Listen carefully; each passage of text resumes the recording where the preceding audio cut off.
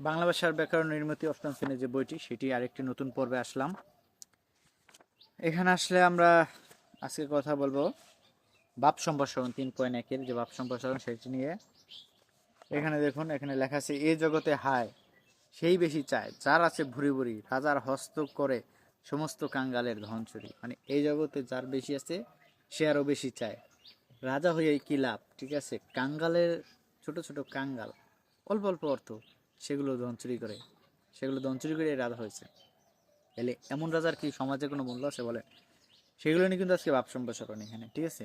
মানুষ স্বভাবতই যত পায় ততই চায়, তার চাওয়ার শেষ নেই। এ জগতে যার যত বেশি আছে সে আরো তত বেশি চায়। যে লাখ টাকার মালিক সে কোটিপতি হতে, আর যে কোটিপতি সে হাজার কোটি টাকা পেতে চায়।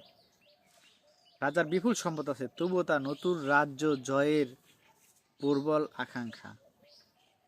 তার আরো সম্পদ চাই, আরো ভোগ, আরো বিলাসিতার প্রয়োজন। এই পাওয়ার ইচ্ছা মানুষকে অমানুষ করে তোলে, ঠিক আছে? এটাই মূলত আজকের এই ভাব সংস্থা। পরবর্তী আলোচনা থাকবে আরো গুরুত্বপূর্ণ কিছু। পরবর্তী আলোচনা পেতে চ্যানেলটিকে সাবস্ক্রাইব করুন। ধন্যবাদ সবাইকে।